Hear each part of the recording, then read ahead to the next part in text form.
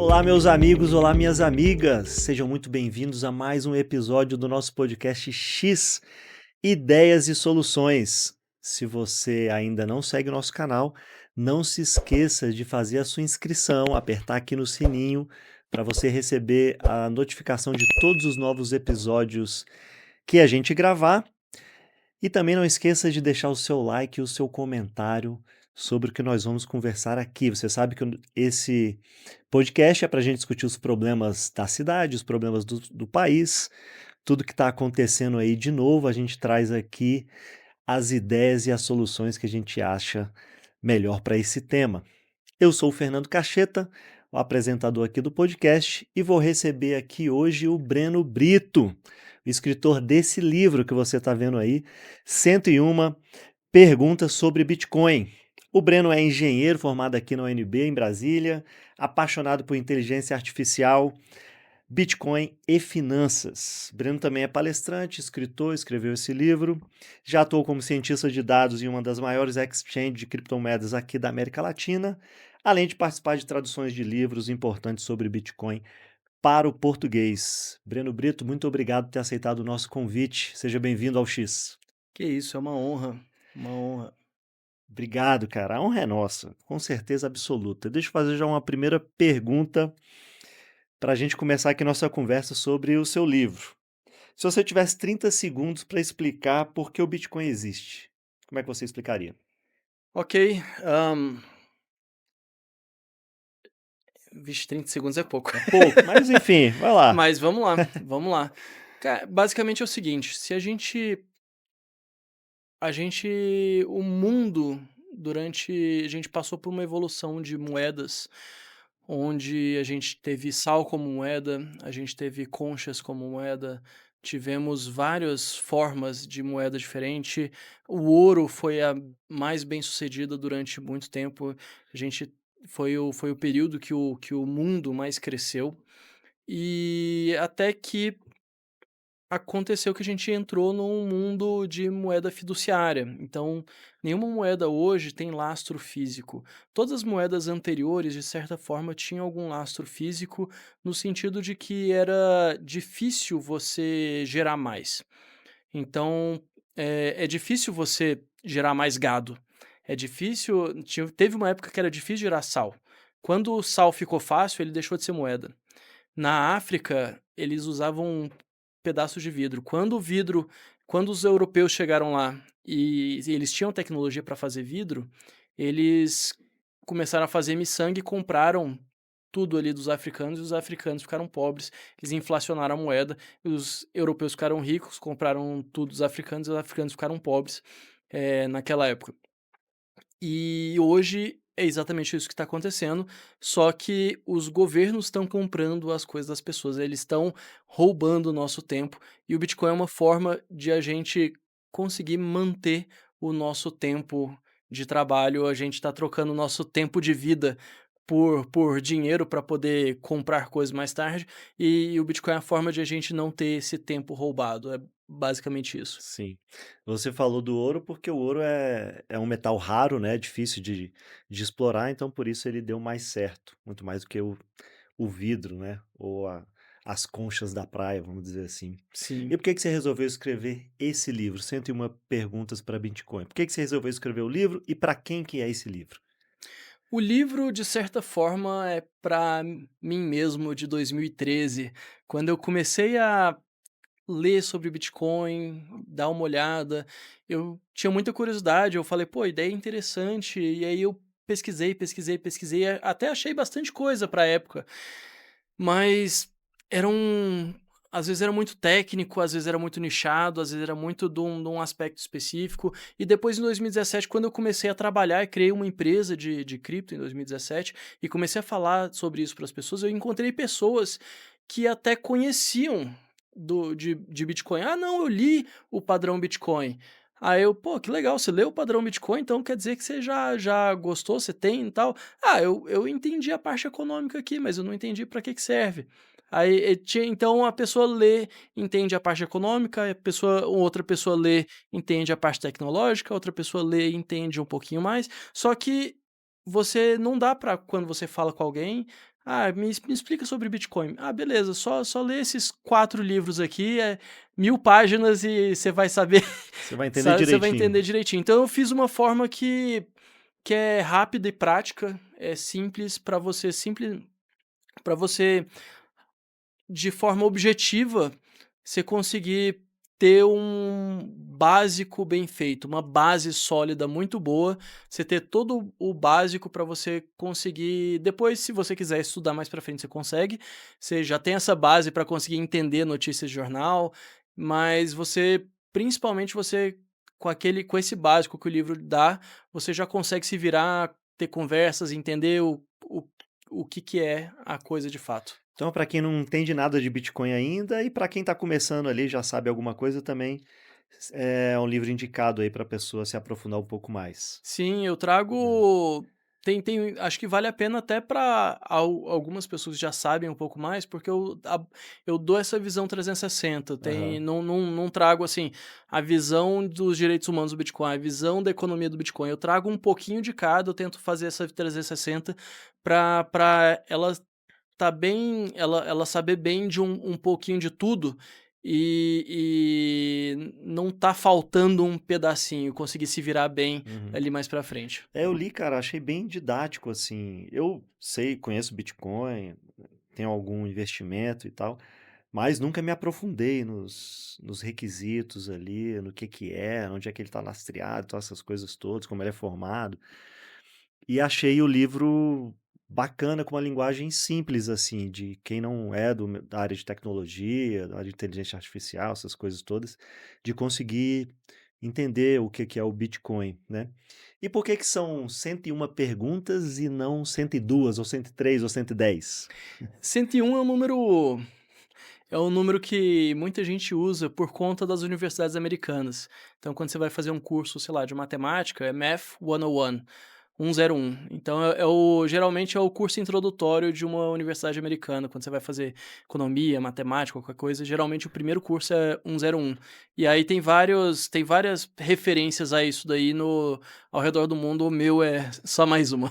Tem uma mensagem subliminar aí, então, É, no basicamente. nome. É Você uma estuda... ideia de básico, né, esse Entendi, 101 é não, o total, total, faz muito sentido.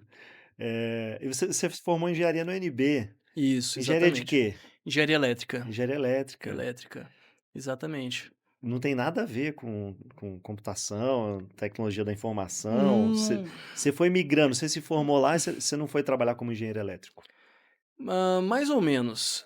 E existe um pouco a ver, porque computadores não existem se você não tiver o hardware por trás, né.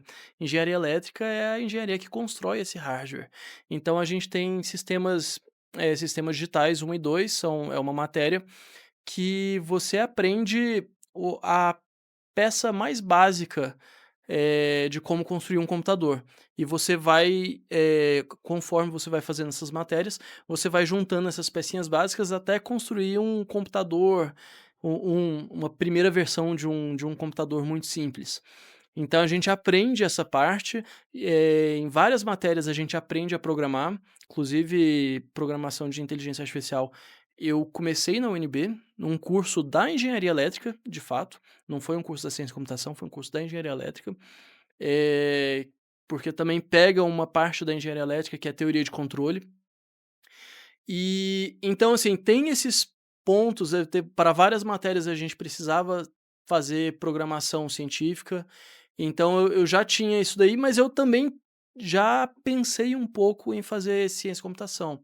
Eu cheguei a pegar, na verdade, a única matéria que eu consegui pegar de fato da ciência da computação, além de introdução à ciência da computação, porque quase todas são trancadas, a única que eu consegui pegar foi teoria dos números, que é uma matéria de fato da matemática, mas coincidentemente, foi um acaso do destino, teoria dos números é o que precisa para entender criptografia, Olha aí, o mundo que conspirando para esse caminho, né? exatamente, que fechou um arco em 2018, quase 10 anos depois, e eu fiz um curso de blockchain com o Jimmy Song, quando ele veio aqui para o Brasil, eu passei ele fez uma provinha lá, passei na bolsa, e eu ganhei esse curso, viajei para São Paulo para fazer, e a base do curso é a teoria dos números, que eu tinha feito no UNB, coincidentemente. legal. Você falou que 2013 que você começou a ver sobre Bitcoin. Eu tô me lembrando aqui, não sei se foi em 2013 ou 2014 que um amigo meu veio falar de Bitcoin. Eu nunca tinha ouvido falar de Bitcoin. Não, Bitcoin é que a gente tem que investir e tal. Aí eu olhei e falei, que isso, cara? Não, é uma criptomoeda. Eu falei, bicho, isso aí, você tá louco, velho. Você não vai gastar seu dinheiro nisso aí. Se eu não tô enganado, era 6 ou 7 mil reais um Bitcoin. Era alguma coisa, um negócio desse. Uhum, E ele comprou um. Ele comprou um. E logo depois deu uma queda. Acho que foi para 3, 4 mil. E aí ele vendeu no prejuízo, né? Se ele acontece. tivesse aguentado até hoje, eu acho que ele estaria feliz. Você comprou muitos bitcoins naquela época ou não? Você só estudou? Naquela época eu não comprei nenhum Bitcoin, eu nem estudar eu estudei. Achei que você já estava milionário, bilionário aí, Breno. Queria eu, Quem dera, né? quem dera, Eu quem sei que dera. tem uma pessoa aqui de Brasília, que eu não sei o nome, mas é um amigo de um primo, que ele comprou muitos e aposentou, vamos dizer assim. É, Cara, e quem se incomoda mais com o Bitcoin hoje, que tá, muita gente começa a conhecer, né? Cresceu demais, né? Em termos de valorização. São os bancos, os governos, ou quem ainda não está entendendo o que que é Bitcoin.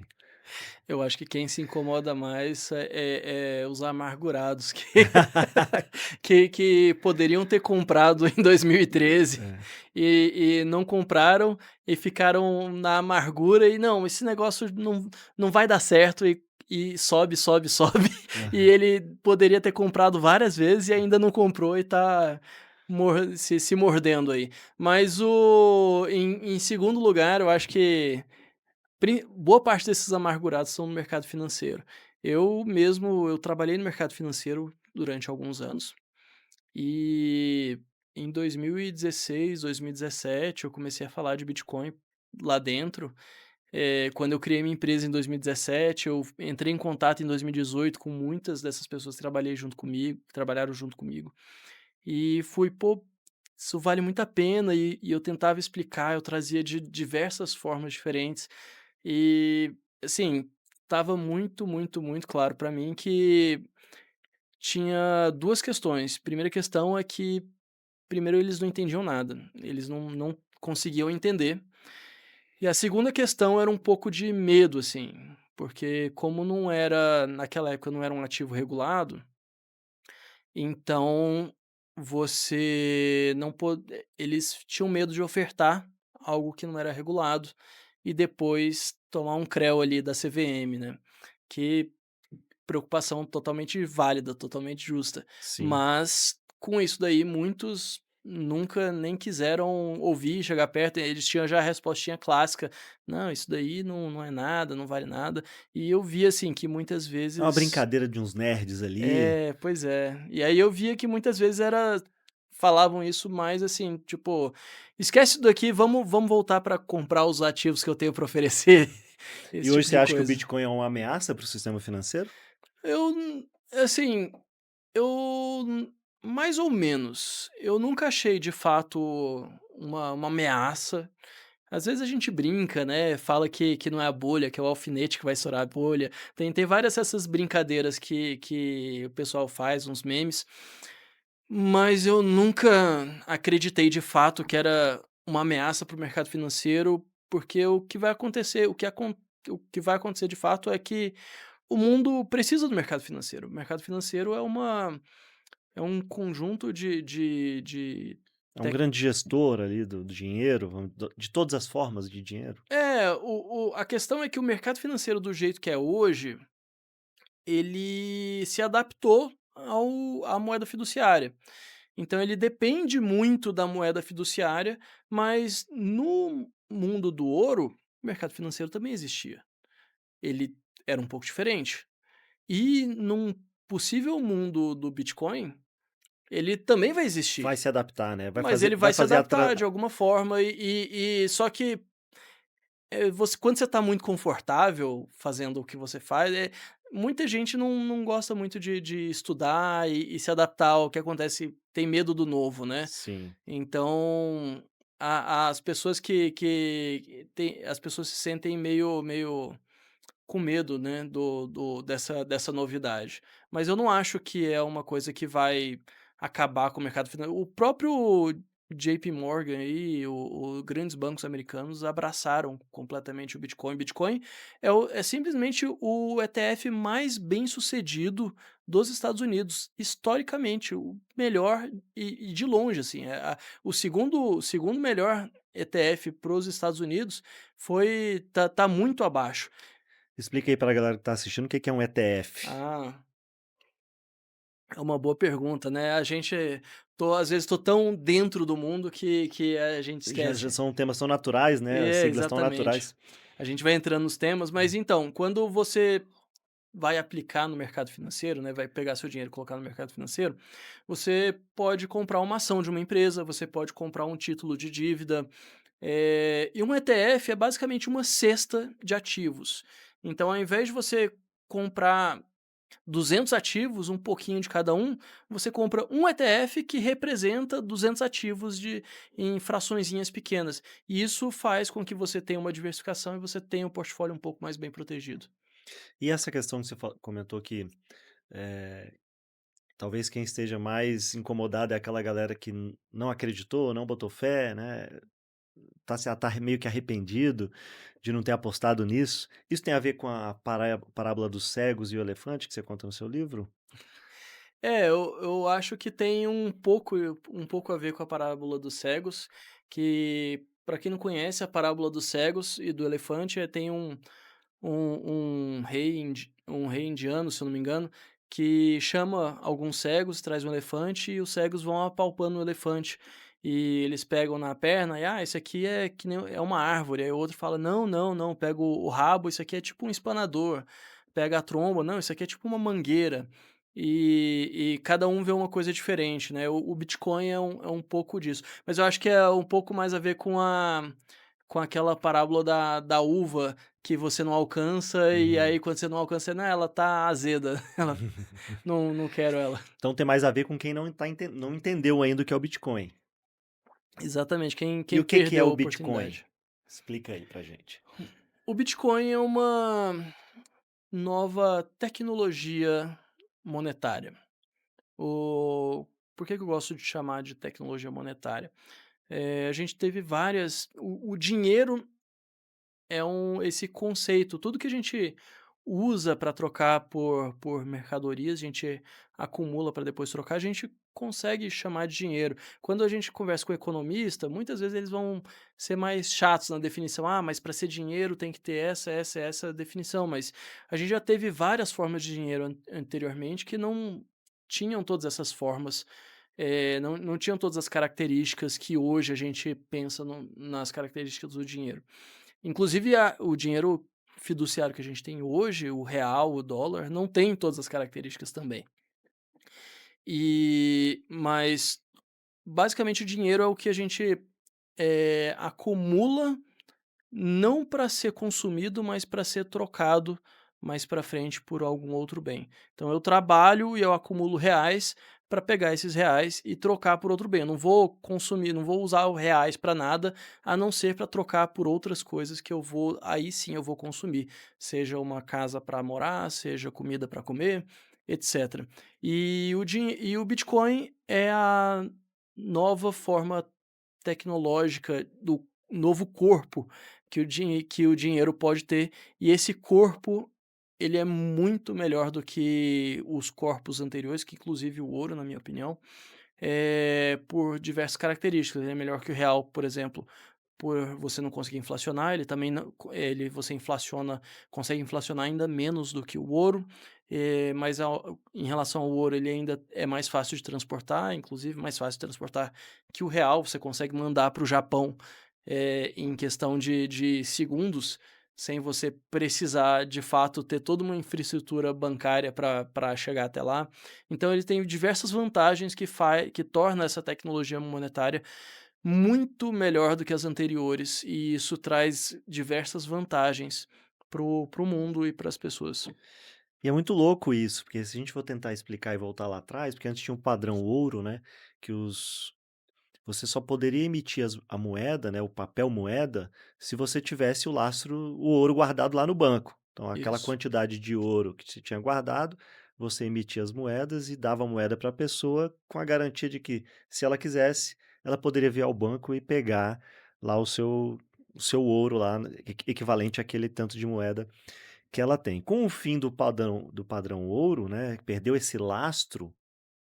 O lastro da moeda é meio que a credibilidade dos países, né? Por isso que o dólar é a moeda mais bem valorizada aí do mundo, né? E o real cada vez pior, né? As pessoas não conseguem entender essa ligação de uma coisa com a outra, com o que o governo faz, com o governo gasta, quanto ele arrecada e tal, e o valor da moeda. E o Bitcoin, por ser uma moeda digital, vamos dizer assim, que o mundo caminha para moeda digital, né? A gente dificilmente você pega ali nota de R$ 100 para colocar na carteira. Algumas pessoas fazem isso, mas a maioria está usando Pix, está usando cartão de crédito, você não fica mais com o papel moeda. É tudo meio que digital. E o Bitcoin, se eu entendi direito, ele é esse novo lastro para o dinheiro digital, vamos dizer assim. Ao invés de o ouro, que não vale mais, então o ouro lá depositado lá nos cofres do banco, eu tenho os bitcoins. Só que o mais louco disso é que você não consegue ver os bitcoins. O ouro você consegue ver, está lá fisicamente o ouro, mas o bitcoin não. E eu acho que este é o ponto que faz com que as pessoas tenham mais dificuldade de dar credibilidade para o Bitcoin, principalmente quem não entende de tecnologia, como é que funciona essa mineração do Bitcoin, vamos dizer assim. Mas dito isso, Breno, para quem ainda não tem Bitcoin, ou para quem ainda não entendeu, por que que essa pessoa deveria se importar e começar a comprar Bitcoins? Me diz uma coisa, Digo. você confia no governo? Você acha que independente de esquerda, direita, pra cima, pra baixo, você acha que vai entrar uma pessoa em 2026 e a gente vai resolver os problemas do Brasil? Ou a gente vai ter corrupção, a gente vai ter impressão de dinheiro, a gente vai ter um descontrole de gastos, a gente vai ter cabide de emprego? É uma resposta que precisa ser elaborada, né? Eu trabalho no governo há mais de 20 anos. E o governo, ele é feito de pessoas. Então, cara, onde tem pessoas, tem falhas, tem erros, tem corrupção. E pior do que isso, dependendo da instituição ou do governo, você não respeita o que está posto, as leis, a Constituição. Então, hoje, eu diria que, como brasileiro, no Brasil, não confio. Pois é, acho que você tocou num ponto bem interessante. Você falou: "O governo é feito de pessoas, e as pessoas são falhas". O Bitcoin, ele é governado por um algoritmo, e você sabe exatamente o que vai acontecer, porque Mas isso está esse em algoritmo, código. algoritmo não foi criado por uma pessoa? Foi criado por uma pessoa. Sim, ele foi criado por uma pessoa, porém, o imagina que o país tivesse uma constituição que fosse extremamente clara, extremamente objetiva e que fosse impossível de ser basicamente impossível de ser atropelada. Você praticamente não tem como ir contra a Constituição. Não é nem, quem for contra vai preso, não, você não consegue ir contra, praticamente você não consegue. Quem você tentar ir contra é tipo dar um murro em ponta de faca. É como se o Alexandre de Moraes não conseguisse julgar as pessoas que não têm foro privilegiado na corte que só julga pessoas que têm foro privilegiado. É isso? É como se você Espero que ele não derrube esse episódio. qualquer coisa você edita depois dessa É. parte. É como se imagina que a gente não precisasse ter pessoas para interpretar a Constituição, a gente não teria Porque nem ela é aquilo e pronto. é aquilo e pronto, e aquilo é o que vai acontecer. E quem tenta ir contra é como tentar ir contra a matemática, é como tentar ir contra a lei da gravidade, é como você vê um buraco no chão e falar eu vou falar: eu não acredito que esse buraco tá aí", você vai andar e você vai o quê? Vai cair no buraco, porque o buraco está ali. Você só consegue se machucar, você não consegue, eh machucar a realidade. Então o Bitcoin é nesse sentido, porque a constituição do Bitcoin, digamos assim, uma outra forma que eu gosto de explicar o Bitcoin é como se fosse um contrato social. É uma tecnologia social, ele é como se fosse um contrato. Imagina o seguinte, para a gente ter uma analogia, imagina que eu escrevo aqui um contrato e firmo um contrato com você. Agora imagina que, não sei, por algum motivo meu irmão tá com raiva de mim e ele acha que eu devo fazer diferente, ele pega nosso contrato, rasga, rabisca, muda e fala que o contrato muda uns artigos e fala que é isso e aquilo. Isso muda alguma coisa entre eu e você? Se eu e você não reconhecemos o meu irmão, o que que meu irmão fez, mudou alguma coisa entre o nosso acordo? Não. Ele vai rasgar o pedaço de papel, ele vai rabiscar o pedaço de papel, mas aquele pedaço de papel é só a representação do que nós temos acordado. O Bitcoin é a mesma coisa. O Bitcoin, o código do Bitcoin é uma coisa que todas as pessoas do mundo têm acordadas. Se chegar o Alexandre de Moraes, chegar Lula, se chegar Bolsonaro, se chegar qualquer pessoa que falar: "Greenpeace, não quero, eu quero que o Bitcoin seja diferente", pega e vou mudar o código do Bitcoin. Qualquer um pode fazer isso. O código é aberto, o código é público. Você pega lá, muda o código. Só que como que ele vai forçar você a rodar aquele código no seu computador? Como é que ele vai forçar você a usar aquilo? E que aquela mudança que ele fez. Ele não consegue forçar você a rodar alguma coisa no seu computador. Então o Bitcoin é como se fosse esse contrato que a gente o Bitcoin é um protocolo, né. Você tem algumas regras, o Satoshi Nakamoto ele criou esse conjunto de regras. E quem está usando o Bitcoin aceita esse conjunto de regras. E quem não aceita, não usa. Se você falar: "Mas eu acho que as regras tinham que ser diferentes", beleza, muda as regras e aí você cria qualquer outra moeda aí e tenta convencer as pessoas a usar a outra moeda. Porque no momento que você muda as regras, já não é mais o Bitcoin, é outra moeda. Então, como é que você me força a rodar o código de outra moeda? Você não consegue. O que está no meu computador é eu que escolho o que roda. Isso tem a ver com blockchain? Isso tem a ver com blockchain só no sentido de que é uma das tecnologias que o Bitcoin se apoia, mas, ele vai mais fundo que a blockchain. A blockchain é basicamente um banco de dados. Ele é só o banco de dados usado e ele tem algumas vantagens para o Bitcoin especificamente. Porém, ele é um pouco mais profundo que isso, mas é o sistema de incentivos que o Satoshi Nakamoto criou quando criou o Bitcoin, onde não faz sentido alguém tentar ir contra, e se alguém tenta ir contra, ele não consegue de fato ir contra, ele se exclui do sistema. Se o Brasil proíbe o Bitcoin aqui, beleza, o Brasil pode proibir. Pode chegar lá algum deputado, faz um projeto de lei, não sei o quê, e proíbe Bitcoin. Beleza, pode acontecer. O que que vai acontecer se o Brasil proibir o Bitcoin? O Bitcoin vai deixar de existir? Não. Não. O que vai acontecer é que o Brasil, ele vai excluir os brasileiros do Bitcoin. O que que ele afetou o Bitcoin? Nada.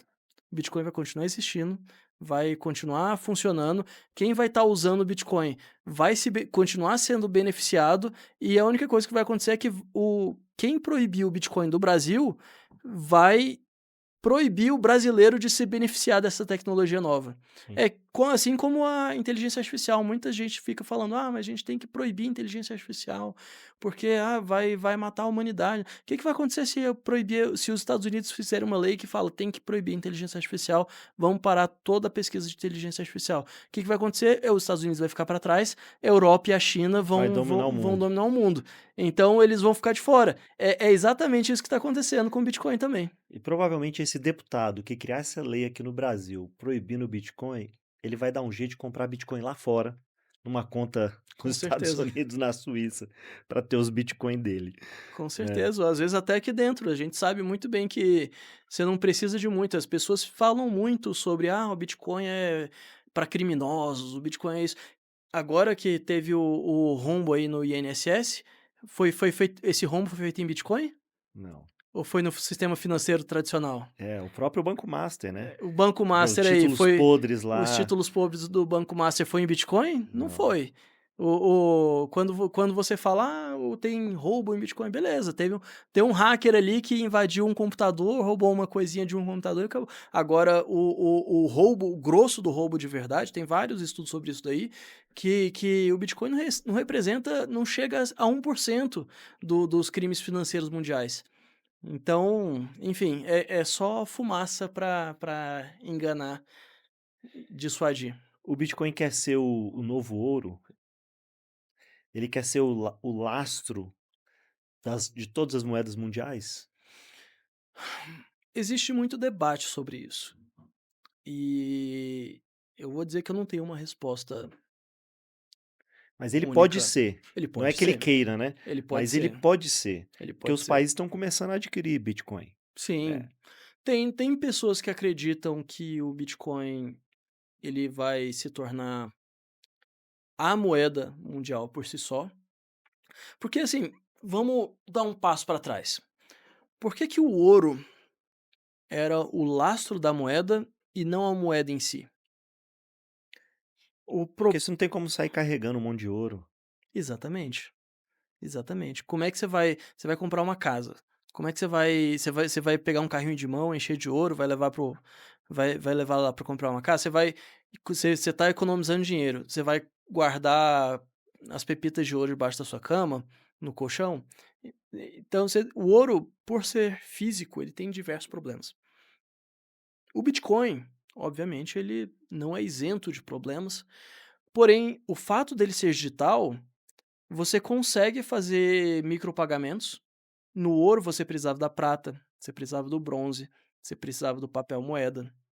No Bitcoin você não precisa. Você consegue usar o próprio Bitcoin. Então, existe a possibilidade do Bitcoin virar a moeda de fato e não o laço da moeda. Porém, também não, se a gente for pensar, que governo que vai querer adotar o Bitcoin?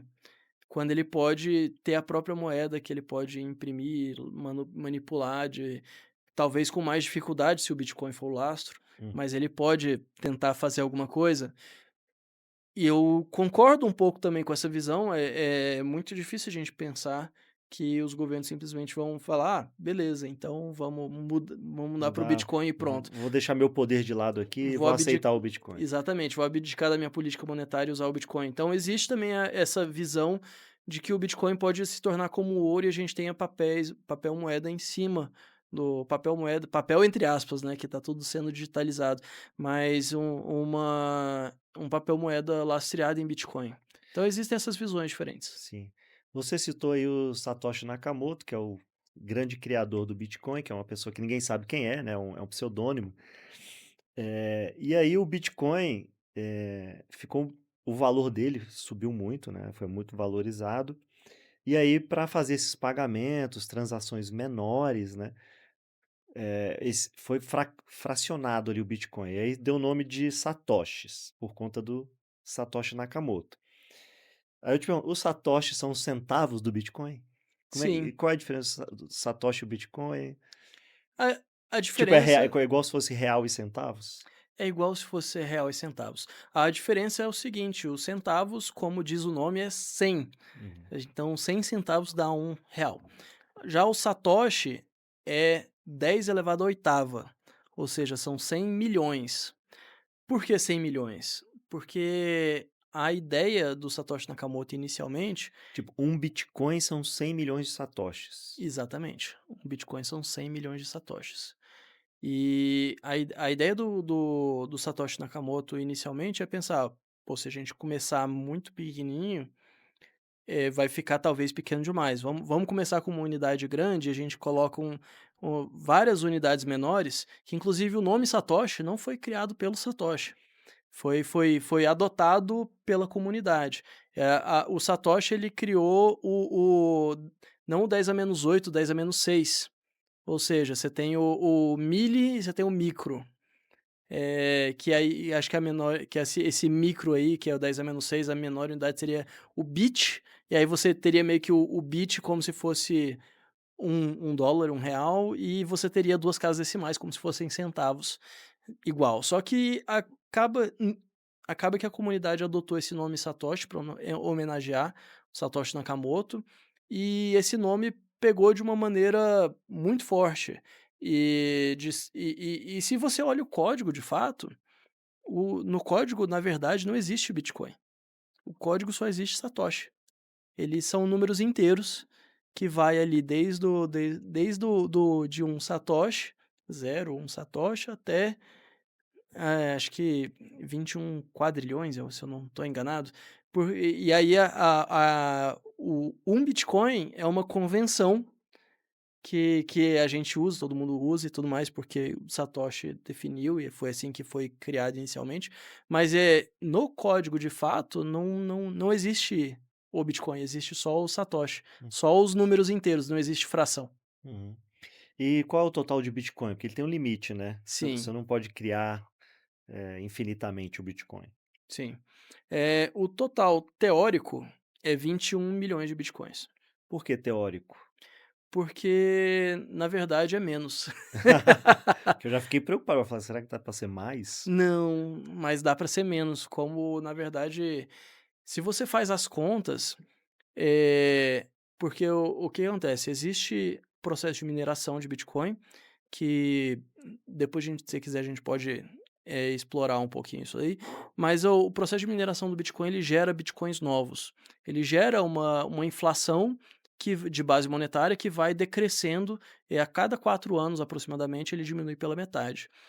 Tem um E nome isso, é o halving, isso, o halving. halving. O halving Tá vendo? Eu sei, é eu isso tenho aí. lido, meu irmão é aficionado nisso aí, ele fica me falando, aí eu fico pesquisando.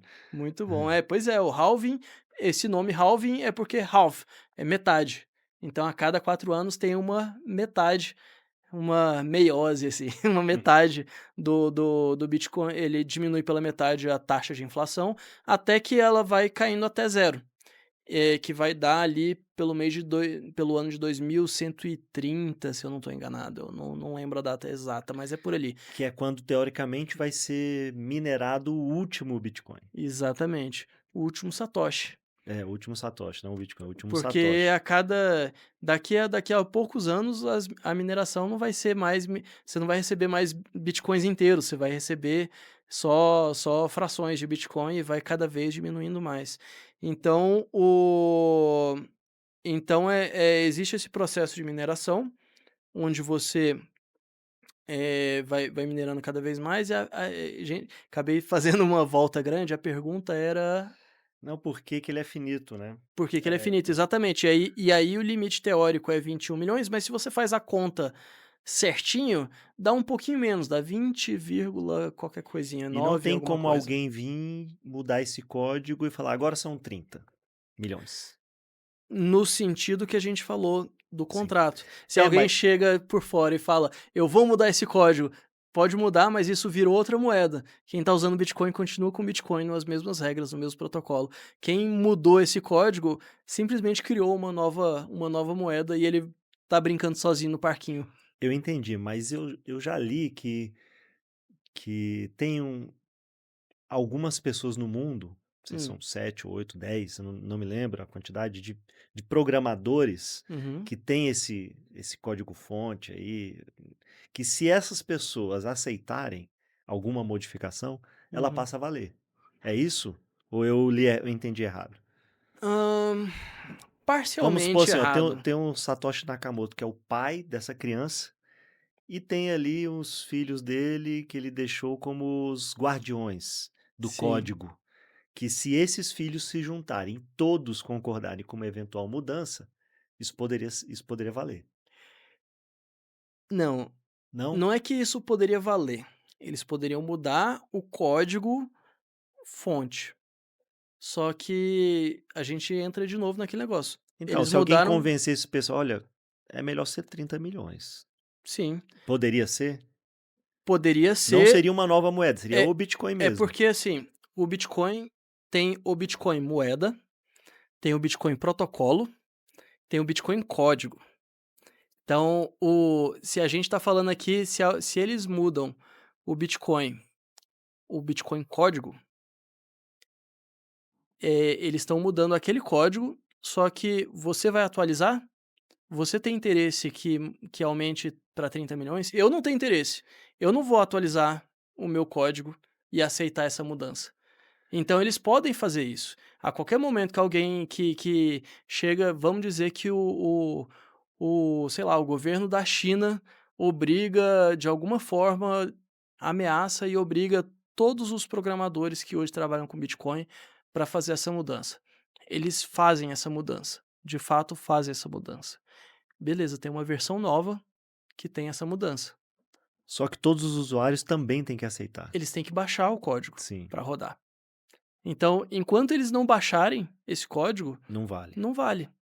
Se isso já aconteceu, não só é assim, como isso já aconteceu de fato. O É, porque é Satoshi uma Na tentação, né. é, É como se fosse uma mina de ouro ali que você tá minerando. Aí tem 21 milhões de ouro. Aí uhum, acabou os 21. Como ela é digital, você fala: "Pô, quero minerar mais, vamos aumentar para 30 e pois vamos é. continuar". Mas não, não pode, porque é Existem complexo. pessoas hoje Então, mas é que é porque falam que advogam por isso, querem que continue tendo inflação por eu acho que motivos. talvez isso deixa as pessoas, principalmente que é leigo em computação, um pouco céticas. Que, quando esses caras resolverem, isso aí vai mudar, não vai ser mais assim. E aí aí pode ser que o Bitcoin despenque de valor, por exemplo, É, se houver alguma quebra de regra. Porque o que todo mundo defende é que não tem quebra de regra, o código é esse e acabou. É assim. não, pelo contrário, já teve várias quebras de regra. A questão é que as quebras de regra, elas viram outras moedas. Em Vira uma 2017, shitcoin, vira uma shitcoin. Exatamente, ela vira uma mas tem que dar um shitcoin. outro nome. Sim. E aí vira o Bitcoin Cash, Bitcoin Gold, Bitcoin Diamond, existem todos esses. Ah.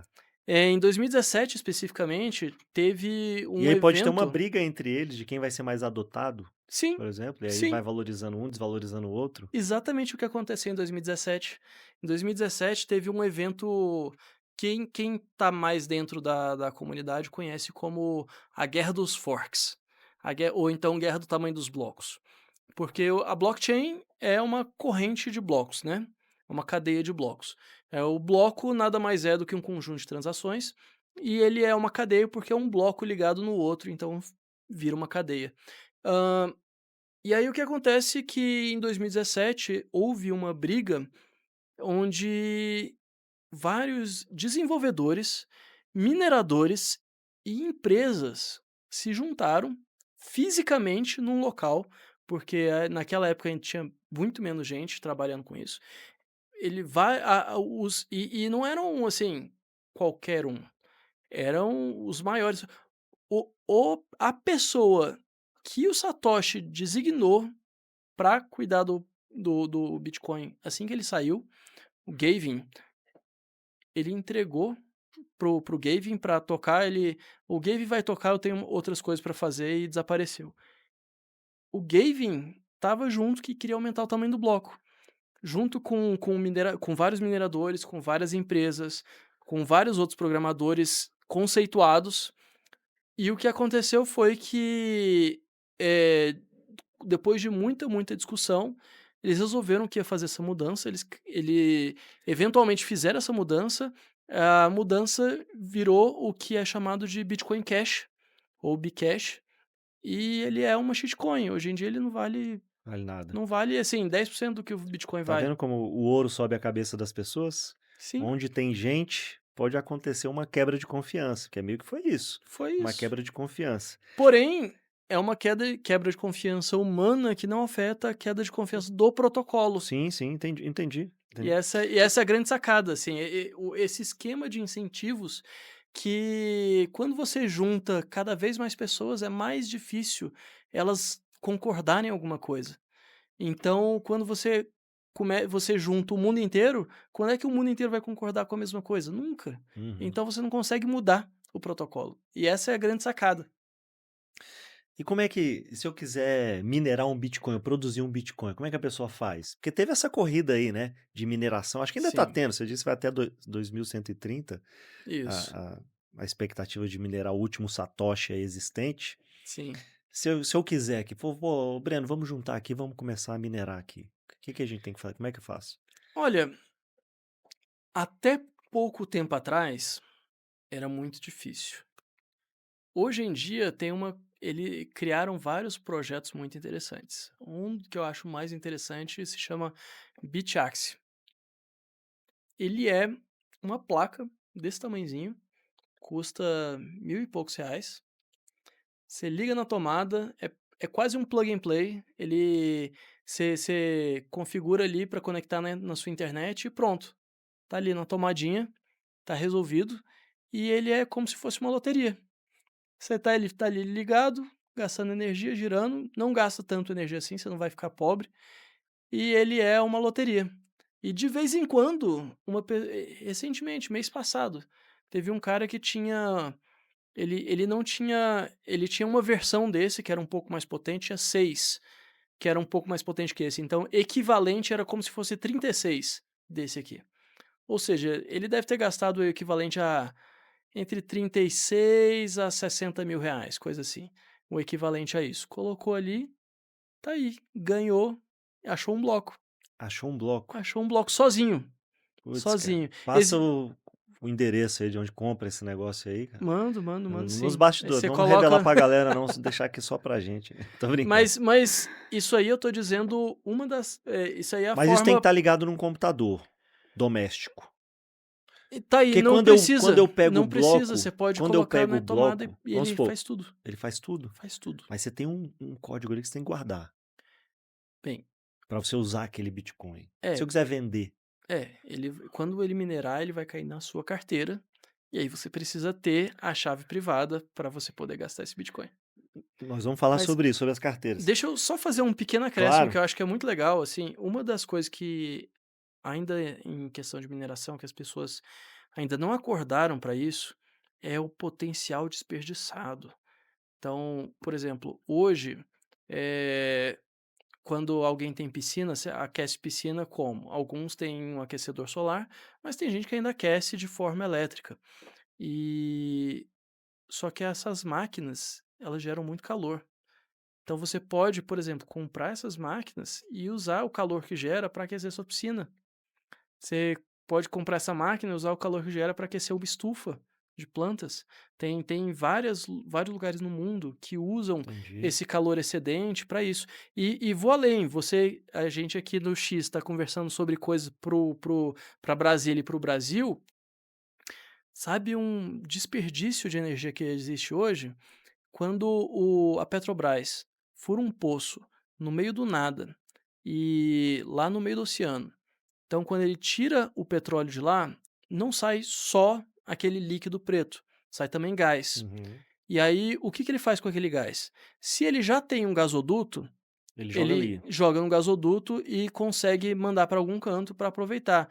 Porém, geralmente, quando você está numa plataforma no meio do oceano, você não tem um gasoduto. Então, você tem duas opções.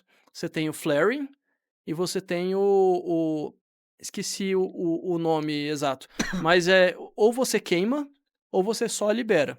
Se você Por isso libera tem aquele, lá em cima tem uma chama, né, para ir queimando o exatamente, gás. porque se você só libera é metano, é pior, muito pior para o meio ambiente do que o como é que é o nome? O gás carbônico. E aí se você queima o metano, vira gás carbônico, não é tão legal para o meio ambiente, mas É menos resolve é pior. menos pior e de qualquer forma você precisa fazer alguma coisa com aquilo, não tem como você guardar. Então é o melhor que você pode fazer. Só que você está gastando energia à toa. Agora imagina se ao invés disso, você usasse aquilo para gerar eletricidade, para alimentar um esquema de mineração de Bitcoin, uma empresa de mineração de Bitcoin, em inglês falam farm, né, uma fazenda de mineração de Bitcoin. Você não precisa pegar essa eletricidade e levar ela para o continente, porque não nem vale a pena, você não consegue fazer esse cabo, é muito caro, gasta muito. Então essa é uma eletricidade que é desperdiçada. Você pode usar esses desperdícios de eletricidade para gerar Bitcoin. E isso gerando Bitcoin, gera dinheiro. E gerando dinheiro, você torna a empresa mais eficiente. Tornando a empresa mais eficiente, a gasolina fica mais barata. A nossa gasolina fica mais barato, o nosso diesel fica mais barato, nosso gás de cozinha fica mais barato. Mas aí precisa da decisão de um burocrata. Não Sim, tem nenhuma chance disso acontecer. no A gente Brasil sabe. é difícil, no Os Brasil é Estados difícil, mas fora do Brasil está acontecendo. Na em El Salvador, por exemplo, que é um país que adotou o Bitcoin, eles têm um vulcão. E o vulcão, você consegue usar o calor do vulcão para gerar eletricidade. E eles já tinham uma usina de geração de eletricidade lá, que geram eles conseguem gerar muita eletricidade e tem um vilarejo próximo ali, uma cidadezinha. Só que sobra eletricidade. E o que que eles fazem com esse excedente? Nada. Então o que que eles poderiam fazer? Conecta mineração de Bitcoin ali e eles conseguem diminuir. Outro exemplo, na África. Na África você tem vários povoados pequenos que não vale a pena você construir uma usina, porque o custo não vale a pena. Então você usa esse esquema de mineração de Bitcoin que ajuda a pagar a construção da usina. Então você leva eletricidade para esse povo e constrói uma coisa que é economicamente viável. Mesma coisa com energia solar, energia eólica, você não tem sol o tempo todo, você não tem vento o tempo todo. Então você tem que superdimensionar. Só que nesse superdimensionamento você tem que gastar energia com nada, você tem que desperdiçar energia para quando estiver ventando pouco, valer a pena, para quando estiver nublado, valer a pena e ainda fazer sentido. E esse excedente, o que que você faz? Você consegue colocar mineração de Bitcoin e viabilizar energia renovável, e assim por diante. Cara, toda essa tua fala aí, eu concluo que o Bitcoin é o ouro digital. Como se fosse Sim, uma corrida pelo esse ouro digital, com várias possibilidades ali de você minerá-lo, vamos dizer assim, né? O que precisa de energia, para você fazer, você precisa de energia mesmo. com certeza. Você concorda que é o ouro digital? Eu acho que o ouro digital é uma forma é uma boa forma de você começar o mundo e começar a olhar para o Bitcoin. Quando É você uma boa É uma analogia? boa analogia para começar, e depois quando você vai estudando mais a fundo, você vai ver que ele é muito mais que isso. Ele é melhor do que o ouro em muitos e muitos aspectos. E o que que é a fase de monetização? E quando é que ela termina? É a fase de mineração, de terminar os 21 milhões? Não, o que a gente chama de fase de monetização é quando você vamos pensar a primeira pessoa que cavou o ouro do chão, encontrou que tinha uma pedra amarela, e ele olhou e falou: "Pô, que legal", e aí ele mostrou para outra pessoa, a pessoa: "Nossa, que bonito, eu quero fazer uma joia disso daí", e fez alguma coisinha, outra pessoa fez outra, e as pessoas começaram a achar interessante, começaram a trocar aquele negócio. Então, ele ainda o ouro não começou como dinheiro. Ele passa por essa fase de monetização que ele vai sendo adotado aos poucos e eventualmente ele se torna dinheiro. Ele começa quase como uma mercadoria e com o tempo ele vai se tornando dinheiro. A fase de monetização do Bitcoin é um pouco diferente, porque ele não é uma mercadoria tão comum, digamos assim. A gente não eu quero usar o Bitcoin para fazer uma joia de Bitcoin, ou alguma coisa desse tipo. Você não consome Bitcoin da mesma forma que você consegue consumir o ouro. Então você tem uma fase de adoção onde só que para o lado do investimento. Então muita gente olha para o Bitcoin como um investimento. Eu vou comprar o Bitcoin porque o Bitcoin vai subir. Então hoje a gente não está olhando, a maioria das pessoas, e o Bitcoin ele não se comporta tanto como um dinheiro, ele se comporta como um investimento, e aos poucos quando as pessoas vão cada vez mais adotando, você vai ver que a volatilidade dele está caindo, ele vai ficando mais estável e ele vai se tornando moeda com o tempo.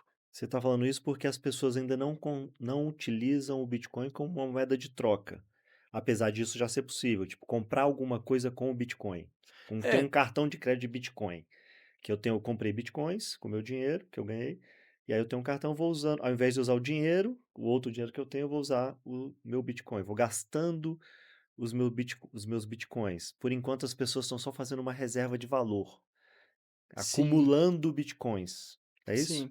É isso, tem as 3 funções clássicas, é a reserva de valor, é essa moeda de troca, e tem a unidade também, unidade medida. Então, você o real, ele não é reserva de valor, né. Não. Ele consegue guardar Perda de valor. valor, né, Pois é, é perda fixa, né. é. A gente sabe que a gente inclusive tem meta de inflação, existe a meta do quanto que o governo vai diminuir ali do real Isso, ao eu quero longo do entrar tempo. nesse assunto, que eu acho que tem a ver com essa monetização, com esse acúmulo ali. Você falou, os países começaram a adotar o Bitcoin, né? El Salvador foi o primeiro, mas o próprio Estados Unidos já está comprando o Bitcoin como uma reserva de valor. Como Sim, as pessoas compravam dólar, né? O sim, Brasil tem uma reserva em dólar, né? sim, A China tem reserva em dólar, títulos sim, americanos. E ao invés de começar a comprar dólar, ela pode pegar uma parte e falar: não, não vou comprar tantos dólares, vou comprar Bitcoin.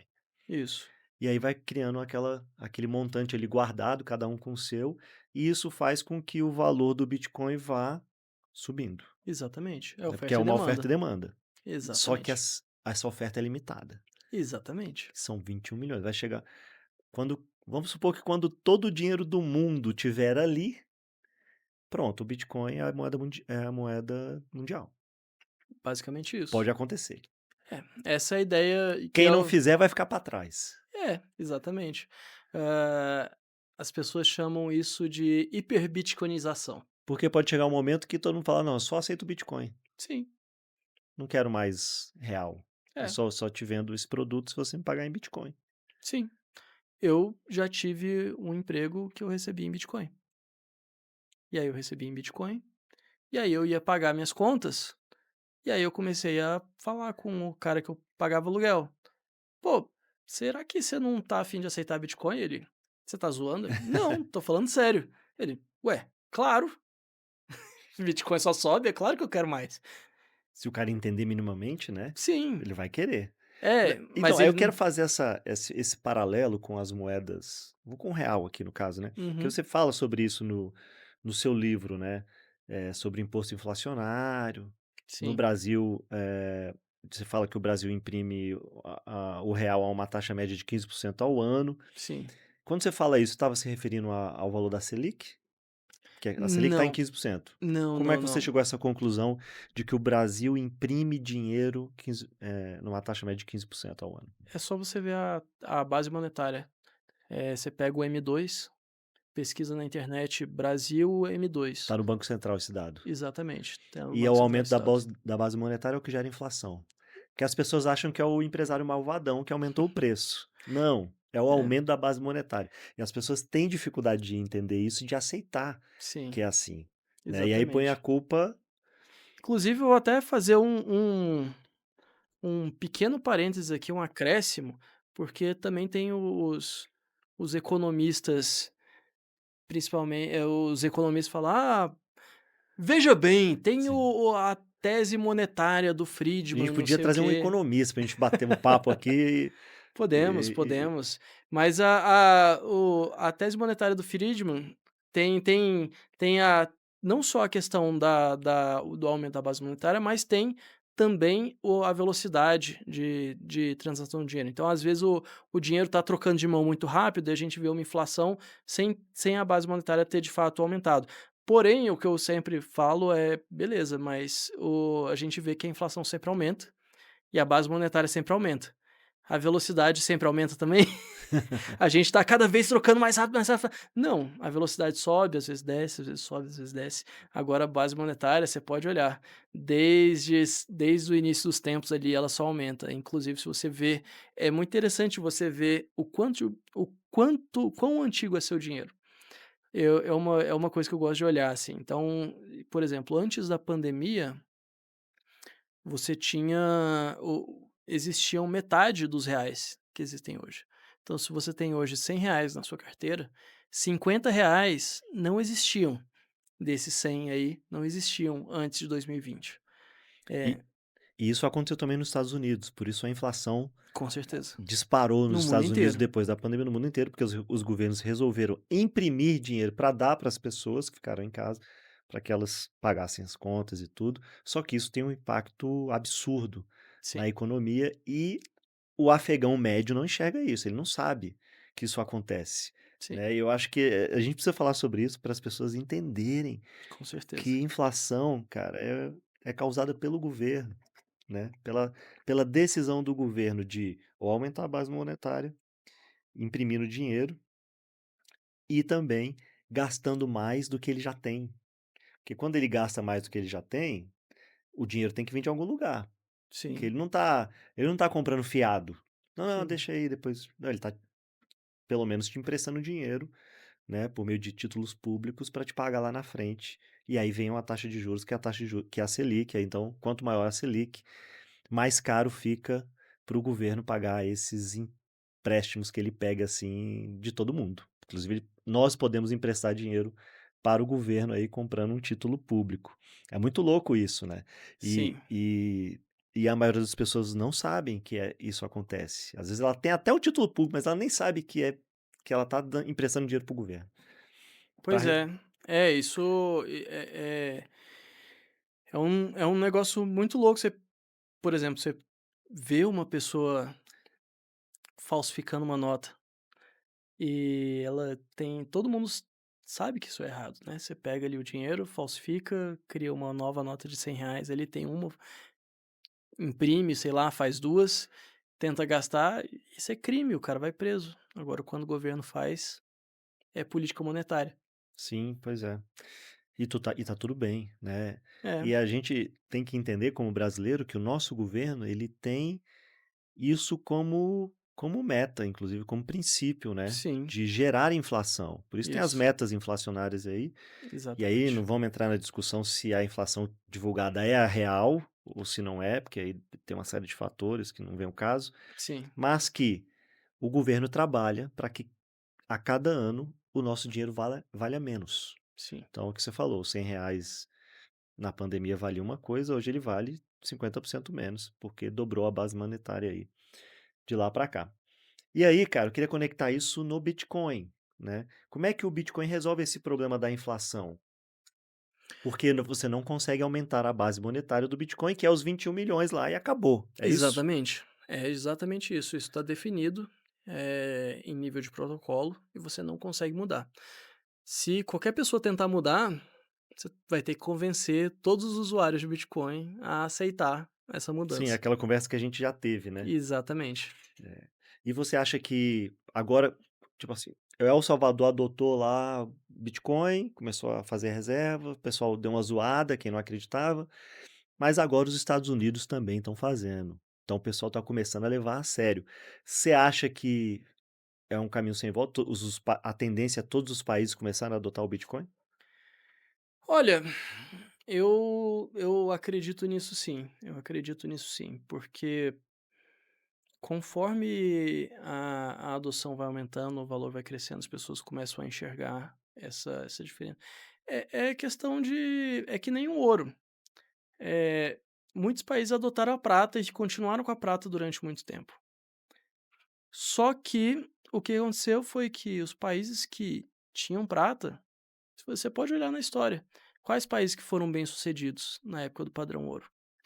Eram os países do padrão ouro. Os países que adotaram o padrão prata, eles foram sendo Perdendo valor, perdendo valor um por um. E, claro, tem várias outras questões aí no meio, teve guerra, teve isso, teve aquilo, teve. Mas a tendência é clara. Quem adotou o padrão ouro foi beneficiado, quem adotou outros padrões foi prejudicado. E e é isso que vai acontecer com o Bitcoin.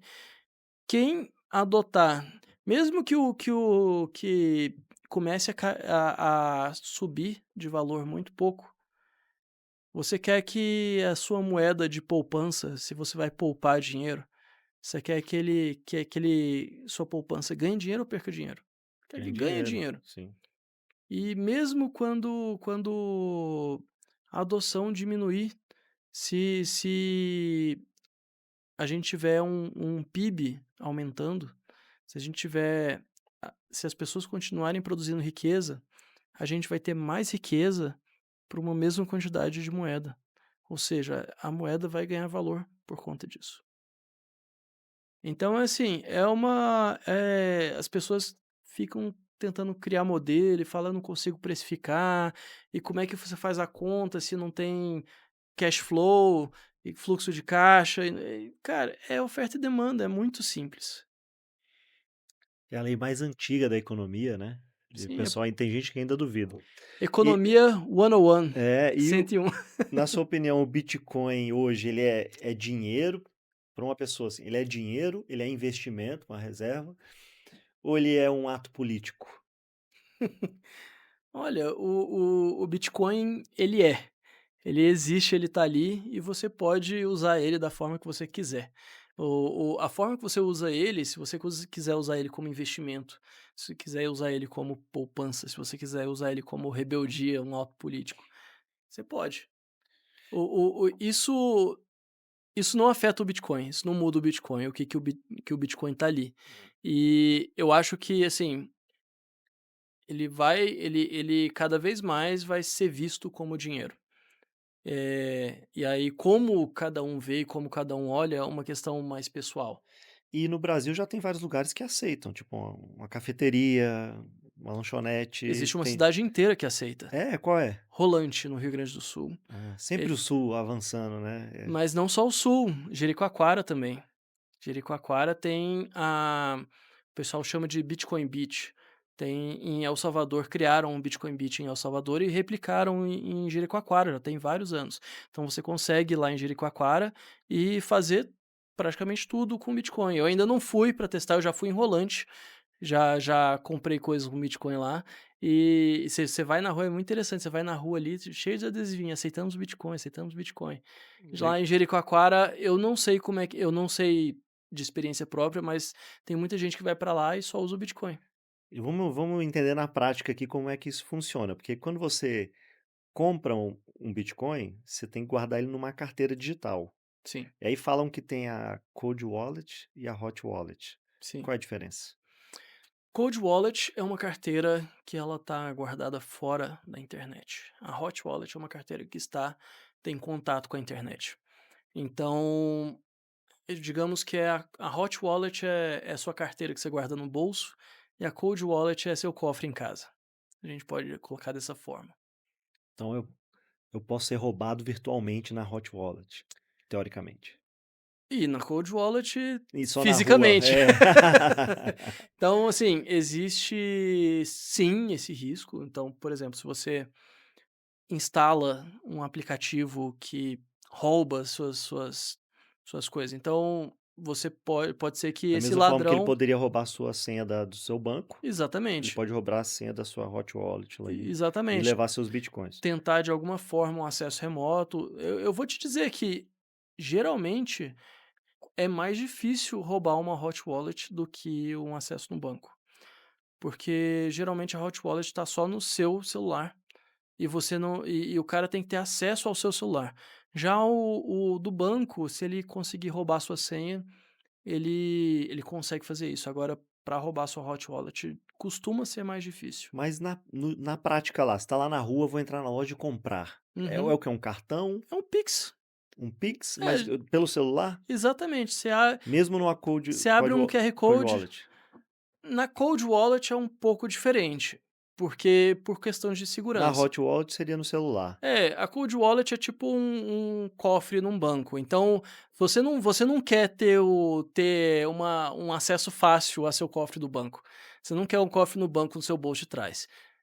Você não quer que alguém, 2 caras numa moto, aponta uma arma pra você, pega e fala: "Destrava esse banco aqui", e pronto, levou seu dinheiro e acabou seus bitcoins. Você quer que seja difícil de acessar, você quer que demore, sei lá, algumas horas, você tem que chegar em casa, tem que pegar as coisas, tem que ter seu setup ali pra usar. Agora a hot wallet não, você abre o celular, é que nem Pix, você escaneia um QR Code, pagou e pronto. Rapidinho, igual o Pix, instantâneo. Sim. E qual a diferença, Breno, dessas criptomoedas digitais, do Bitcoin, por exemplo, nós estamos aqui falando só de Bitcoin, né? Para as moedas digitais dos governos. O Brasil falou que ia criar o Drex aí, que era ser a moeda digital brasileira, mas parece que voltou atrás agora. Na prática, qual era a diferença entre o Drex, se ele fosse criado, e o Bitcoin? É basicamente a diferença entre o super-homem e o bizarro. Sabe, aquele que Talvez por isso eles tenham desistido. Alguém deve ter se dado conta, né? Um burocrata lá que inventou isso. não só por isso, na verdade eu não foi nem por isso, é porque do mesmo jeito que o se a gente continuar essa analogia, do mesmo jeito que o bizarro, por ele não ser o super-homem, ele tem alguns defeitos morais, cognitivos, que o super-homem não tem, por ele ser o super-homem. É a mesma coisa o Drex. O Drex, ele é feito com a tecnologia do Bitcoin, de certa forma, com uma versão bizarra da blockchain, porém,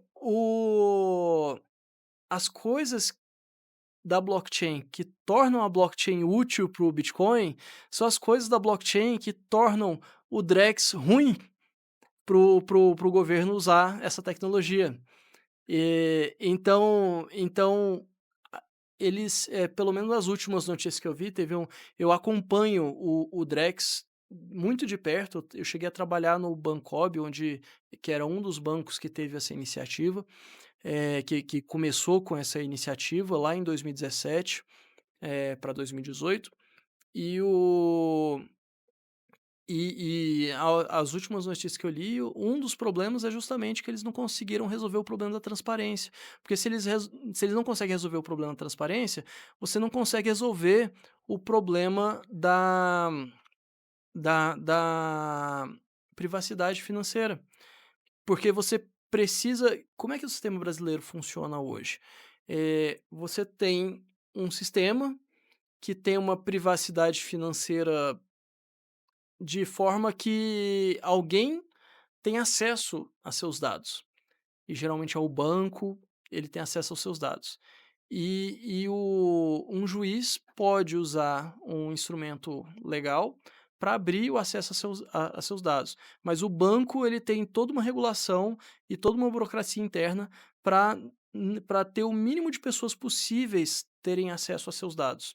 Então quase ninguém consegue ver o que você consegue ver, então basicamente existe vários passos, é uma burocracia positiva, assim, vários passos para alguém conseguir ter acesso a seus dados. Então você tem uma uma, uma privacidade financeira que é, digamos assim, centralizada. Tem um ente central, que geralmente é o banco, que tem essa centralização, ele tem esse acesso à sua privacidade, mas o outro banco tem também um acesso ao dinheiro que está no outro banco, e um banco não tem acesso ao outro, então você consegue, de certa forma, ter um pouquinho em cada banco, e dentro do banco quase ninguém tem acesso, então você tem sua privacidade. Para o Estado conseguir ter acesso a isso, precisa de fazer eh, algumas coisas que não são tão fáceis assim, gera alguma coisa. Agora no Drex, é tudo aberto. E como é que esconde uma coisa da outra? Eles conseguem esconder de você. Então, quando você tem acesso, como é que ia ser feito? Você tem uma carteira, na verdade quem tem a carteira não é você, é o banco. O banco tem o equivalente à carteira, e ele te dá um acesso condicional. Só que o banco, ele tem acesso à blockchain assim como todos os entes financeiros. Só que se ele tem acesso à blockchain como todos os entes financeiros, e é transparente, e está vinculado a seu CPF, então todos os entes financeiros sabem tudo que você está fazendo. Então você não tem privacidade financeira de fato nenhuma. Todo mundo que tá traba que tenha qualquer tipo de contato com isso Todo daí. mundo ia conseguir ver o tanto de Drex que você tem. Exatamente. É por isso que eles voltaram atrás, imagina, se eles iam É permitir. exatamente isso. E aí o Ia e revelar muita coisa aí. eles não conseguem, eles não conseguiram fazer essa desvinculação. Então, Aham. toda essas grandes vantagens que a blockchain dão para o Bitcoin, de essa transparência, só que no Bitcoin existe a gente consegue usar pseudônimo. Então, ou seja, o que que isso significa na prática? Você pode criar infinitas carteiras, virtualmente infinitas carteiras.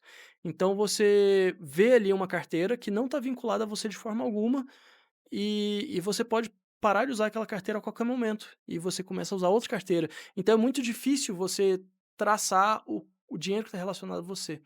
Agora no Drex, que está tudo vinculado ao seu CPF, é instantâneo e óbvio para todo mundo que está ali no conluio que aquele dinheiro é seu, então você não consegue esconder nada de ninguém, e isso é um terror, caso você queira manter um mínimo de pelo menos uma ilusão de privacidade financeira.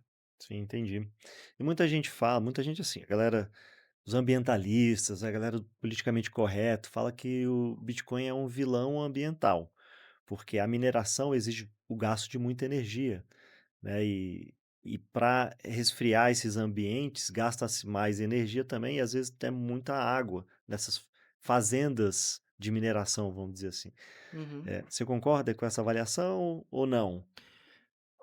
Até po Em parte, assim, a gente chegou a tocar esse assunto tangencialmente, mas eu acho que vale a pena de falar mais dele, Uhum, porque sim, o Bitcoin gasta muita energia, sim, ele gasta muita água entre aspas, né, porque a água de fato não é gasta, ela é aquecida. Que é uma coisa que inclusive hoje estão falando muito sobre inteligência artificial também. Ah, inteligência artificial gasta muita água. A água não é gasta na inteligência artificial, a água é levemente aquecida e devolvida para o rio. Então, assim, você não está gastando é como praticamente se você nada. estivesse aquecendo a água da piscina, a água tá lá ainda, mas ela tá Exatamente. saindo fria e voltando quente. Exatamente, exatamente. Só que o aquecedor da sua piscina, ele está gerando alguma coisa produtiva. No caso do Bitcoin é Bitcoin, no caso da inteligência artificial é a inferência dos modelos. Então, sim, gasta muita energia e tem só que você pode usar de forma produtiva essa energia. Você pode usar a energia que está sendo desperdiçada, como a gente falou ali, de um possível uso da Petrobras, a gente pode usar para viabilizar projetos de energia sustentável, como a gente comentou ali atrás, de usina eólica e solar. Mas também tem um outro ponto que eu acho que é importante, é que as pessoas não entendem que isso não é um bug, é um feature. Não é uma coisa ruim, é uma coisa boa Uhum. esse gasto de energia. Por que que é uma Mas coisa quando a pessoa boa? está condicionada a reclamar, ela vai reclamar de tudo a vida inteira. Mas é porque falta o entendimento. Por que que é bom? Quando a gente fala que o Bitcoin não tem como mudar, não tem como mudar por 2 motivos. O protocolo não tem como mudar, pela aquela questão do contrato, da tecnologia social, de ser um contrato. Porém, você consegue não existe, o tempo é relativo, já dizia Einstein. A relatividade de Einstein diz que a gente não consegue ter um referencial objetivo de tempo. Se a gente não tem um referencial objetivo de tempo, mas a gente precisa ordenar as transações. Então o Bitcoin, ele é um relógio, que ele ordena as transações. A gente consegue saber o que que veio antes do outro. Mas para fazer essa coordenação de tempo, existe uma tecnologia que eu explico no livro, mas não vou entrar em detalhes aqui agora.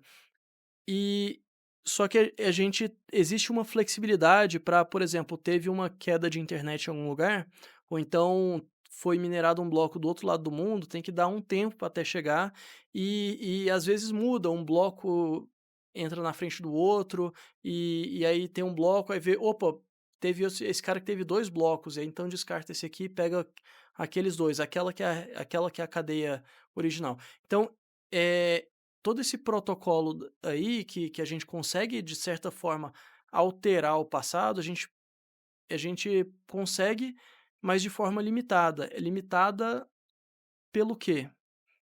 Pela prova de trabalho, pela energia gasta. Para você alterar muito o passado do Bitcoin, você tem que gastar muito mais energia do que já foi gasto. Então, quando você fala que o Bitcoin gasta mais energia do que a Nova Zelândia, isso quer dizer que nem se a Nova Zelândia usasse toda a energia do país inteiro para atacar o Bitcoin, ele não Não conseguiria conseguiria atacar. mudar. Faz Então sentido. essa é a grande vantagem desse gasto de energia. Nem o se o Google juntar todos os computadores que ele tem, juntar com a Amazon, juntar com a Nova Zelândia, ele não consegue todo mundo junto atacar o Bitcoin. E se conseguir, vai voltar tipo um bloco e só, e depois vai voltar ao normal. Então é isso que dá a segurança do Bitcoin. Entendi. Breno, infelizmente estamos chegando aqui no final. Tenho mais só 2 perguntas para gente fazer aqui, mas já fica o convite para você voltar para a gente aprofundar em outros temas, né, por Claro. exemplo, falar de corretoras de criptomoedas, aprofundar um pouco mais na cold wallet, hot wallet, falar de shitcoins, meme coins, essa história que virou um mercado gigantesco isso, né, Sim. mas, não era esse nosso objetivo aqui, mas fica o convite, se você aceitar ficaremos muito felizes em tê-lo novamente. Para finalizar, 2 perguntas, eh, do seu livro, qual pergunta você acha que o brasileiro precisa entender mais rápido? A primeira pergunta, e intencionalmente eu coloquei em primeiro, para a pessoa entender o porquê precisamos do Bitcoin. Essa é a primeira pergunta do livro, 2, 3 páginas, e eu acho que se ela entendeu essa parte, o resto do livro corre fácil. Essa é a parte que a maioria das pessoas tem mais dificuldade de entender. Até porque se ela entender, ela vai querer continuar até o fim. Com E se ela certeza. assistir esse episódio, já vai entender bastante coisa também, eu Sim. imagino. E cara, para finalizar, no final das contas, o Bitcoin é mais sobre dinheiro ou é mais sobre liberdade? Eu acho que uma coisa é intrinsecamente ligada à outra. Se a gente pega aí o filósofo John Locke, ele teoriza lá vida, liberdade e propriedade, e ele teoriza isso não como 3 coisas distintas, mas como uma coisa só. Então Não o existe um sem o outro. não existe um sem o outro. Quando você tem o direito à vida, isso é uma autopropriedade, você é dono de si mesmo, e isso te dá a liberdade. Então a vida, a liberdade e a propriedade, o que você faz com a sua vida, a sua propriedade, isso não tem como separar. Hoje tem muita gente que fala, né: "Ah, eu sou, sei lá, sou liberal social, mas sou liberal liberdade econômica, mas eu sou conservador nos costumes, não sei o que e tal". Mas, liberdade é uma só. Liberdade é uma só. Existem nuances, é claro, mas eu gosto disso, eu gosto daquilo. Gosto é uma coisa, agora liberdade é outra coisa. E liberdade é uma só, você ter dinheiro para poder usar é liberdade. E esses 3 direitos naturais, o que é mais importante é entender que o governo não pode violá-los, né. Sim, Isso você já nasce com eles e ninguém pode te tirar isso. com Eu acho que certeza. fica essa mensagem final. E onde o pessoal acha seu livro? Quem quiser comprar, adquirir, onde é que ele busca? Quem quiser comprar, pode ir na Amazon, você consegue procurar lá 101 perguntas sobre o Bitcoin. Tem o site do livro que tem alguns capítulos abertos, que é bitcoin101.site. Você entra bitcoin101.site, você encontra alguns comentários sobre o livro, algumas avaliações, você encontra alguns capítulos abertos, cara, caso queira dar uma lidinha para ter um gostinho antes de comprar. Então fica aí os Os links. caminhos, né. Isso. Muito obrigado, Breno, muito bom ter você aqui, cara, foi muito bom o nosso bate-papo. Eu espero você novamente depois. Maravilha, um prazer foi meu aí, Cacheta. E se você gostou desse episódio, não se esqueça de se inscrever no canal, apertar o sininho para receber a notificação dos novos episódios. deixar o seu like e o seu comentário de tudo que a gente falou aqui, eu e o Breno, se você gostou, se você não gostou, se tem algum apontamento, que depois a gente vai verificar e depois quando ele voltar a gente conversa sobre isso, tá bom? Até a próxima.